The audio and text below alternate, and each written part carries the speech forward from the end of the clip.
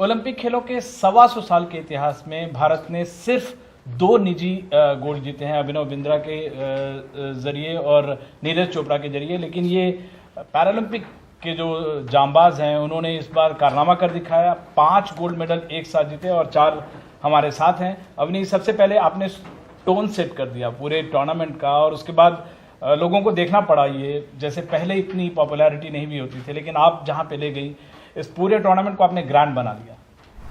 Thank you so much. मेरा match coincidentally first match था and मैंने शुरुआत मैंने ये नहीं सोचा था कि मुझे मेडल लेना है या ऐसा कुछ। मेरा जस्ट गोल था कि मुझे अपना बेस्ट देना है और जब मैं फाइनल में भी थी तभी भी मैं बस अपने प्रोसेस को फॉलो कर रही थी और बाकी सब अपने आप होता गया। तो आई am very thankful for all the love and support जो मुझे मिल रहा है। Thank you so much. Manish, आपको लोग स्टार बोलते हैं शूटिंग टीम का, और जिस भी टूर्नामेंट में गए इससे पहले आपने मेडल जीता। जो 10 मीटर में आप क्वालिफिकेशन में टॉप पे आने के बाद पीछे जाना और फिर से कमबैक करना इसी टूर्नामेंट में, एक ही टूर्नामेंट में, ये पूरा प्रोसेस समझाइए लोगों को। सर, मेरा 10 मीटर का मैच मेरा मेन इवेंट भी है और ज़्यादातर मेडल मैंने 10 मीटर में ही जीते हैं।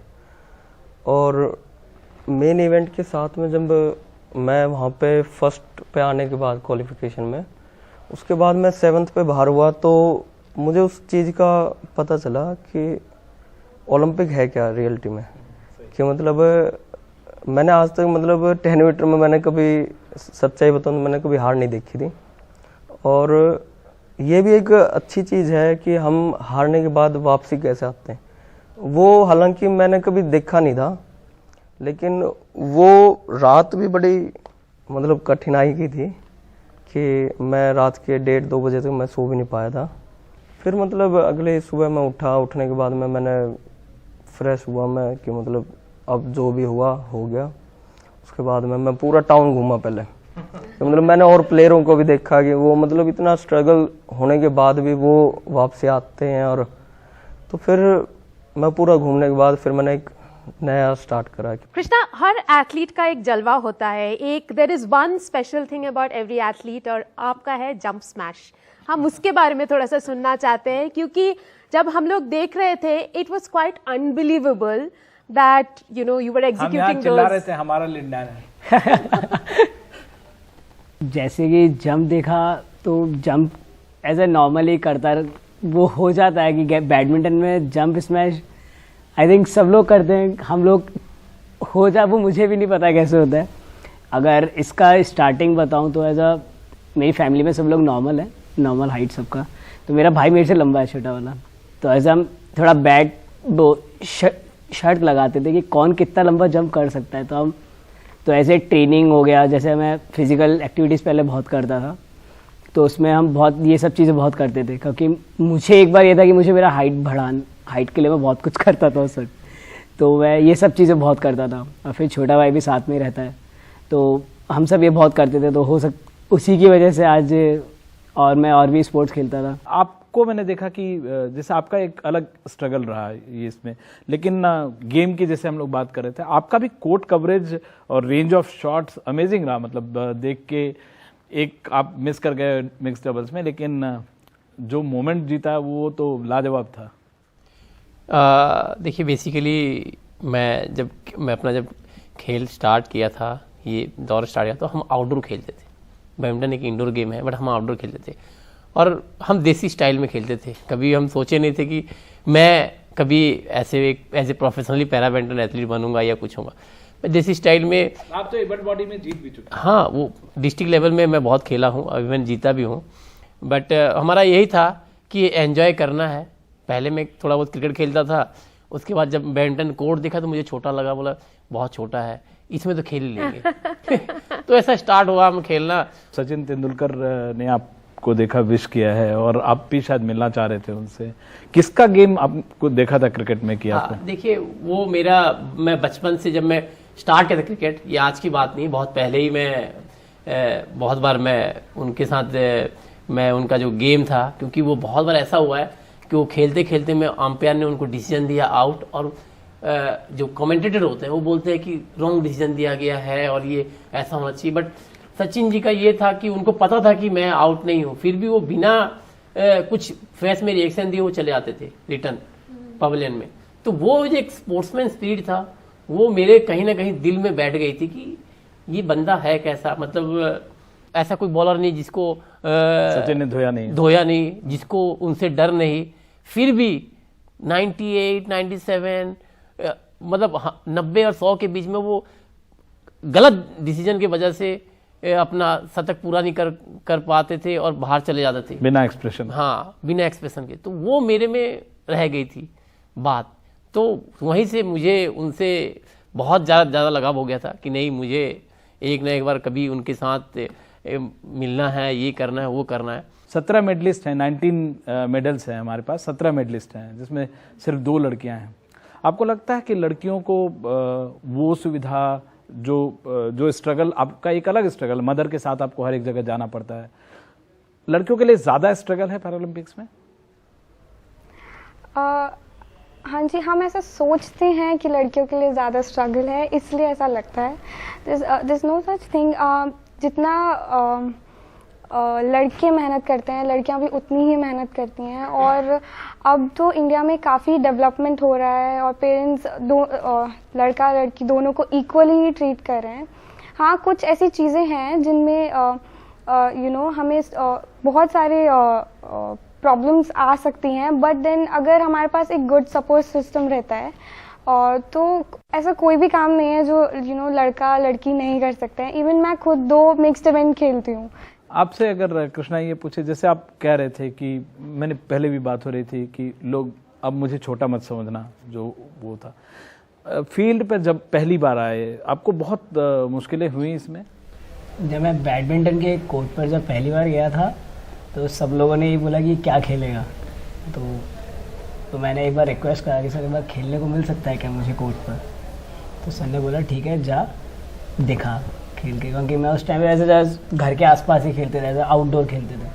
तो आउटडोर के वक्त थोड़ा हाथ वाथ चलाना सीख गया था और पैर वैर मतलब बैडमिंटन में थोड़ा सीख गए। तो वो भी हम क्या दोस्त लोग सब खेलते थे जब हम, तो ऐसे देखते थे। अब देख के जो हमने सुबह देखा वो हम शाम को ट्राई करते थे कि चलते कैसे कोर्ट पर। तो थोड़ा वो मिट्टी में बना के कोर्ट वोट बना के हमने। तो एक दिन जब मैं गया था, फादर लेके गए थे, तो उन्होंने बोला कि तुम क्या ही खेलोगे कि इतने बड़े हैं हाइट में, तुम मुझसे कैसे नहीं खेलोगे, मैं एक बार ट्राई कर सकता हूँ क्या।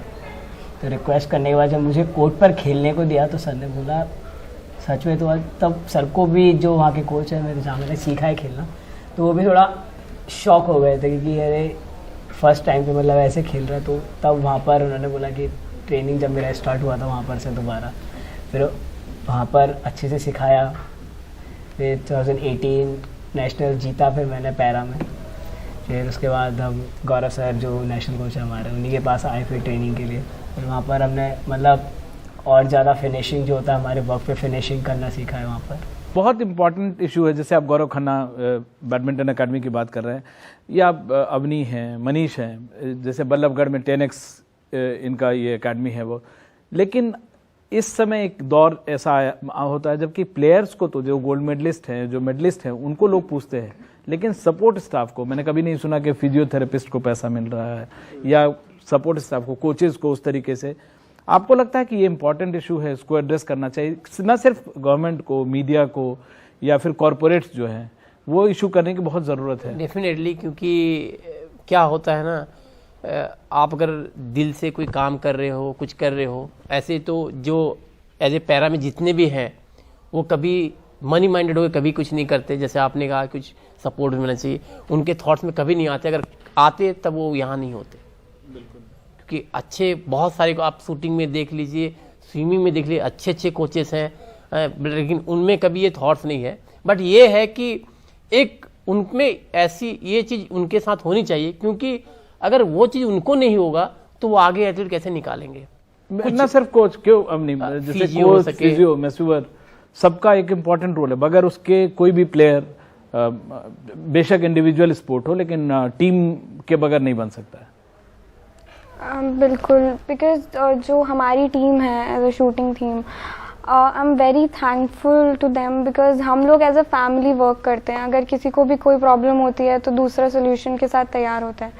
तो इन लोगों का हमारे गेम में बहुत ज़्यादा इम्पोर्टेंट रोल है.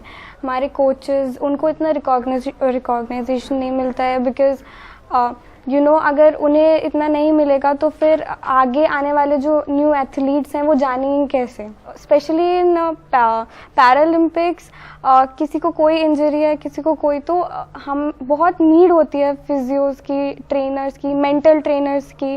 जब आप इतने बड़े लेवल पे खेल रहे होते हो तो मेंटली स्ट्रांग होना बहुत इम्पोर्टेंट होता है. Avni, your journey has been difficult, and what made all of your journey difficult was the pandemic. Perhaps during the pandemic, the government gave you an electronic target to install at your home to practice. How much did that help really in your preparation?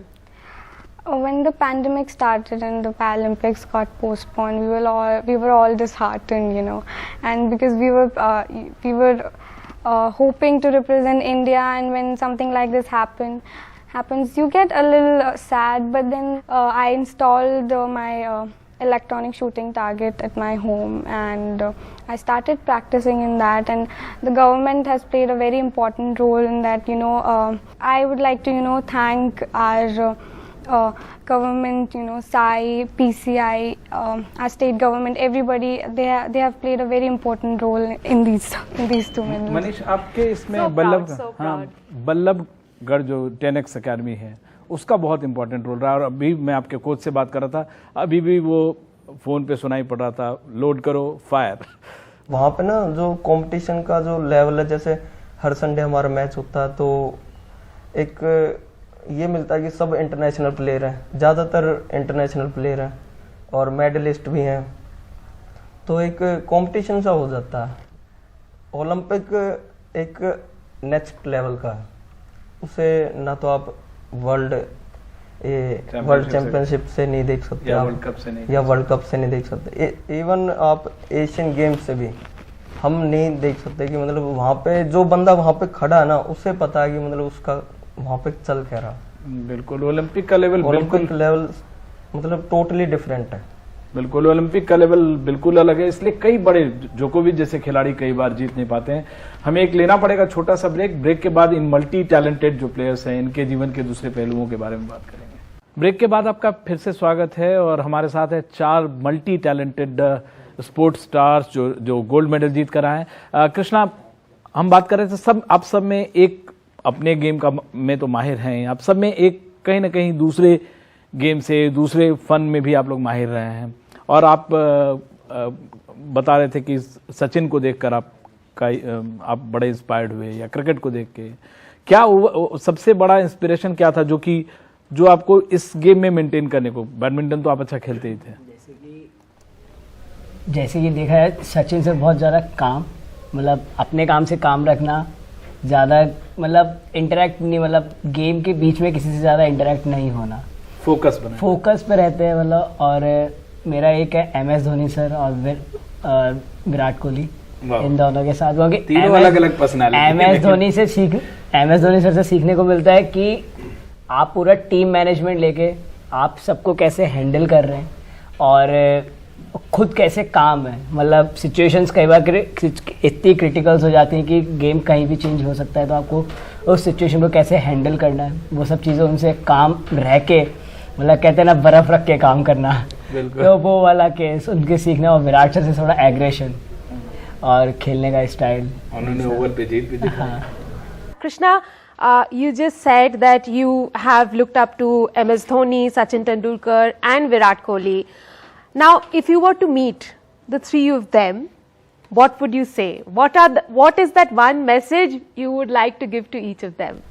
ये भूल नहीं सकता मैं उनसे मिलने के बाद ही कुछ, अभी मुझे भी नहीं पता मैं उस वक्त पे सामने देख के उनसे क्या रिएक्शन होगा और ये सब.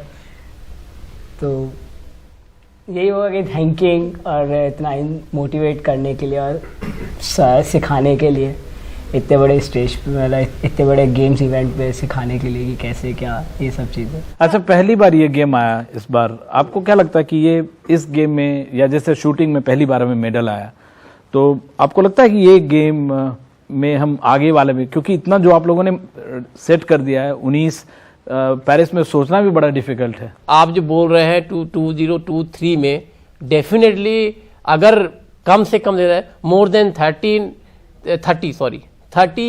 से ज़्यादा ही होंगे।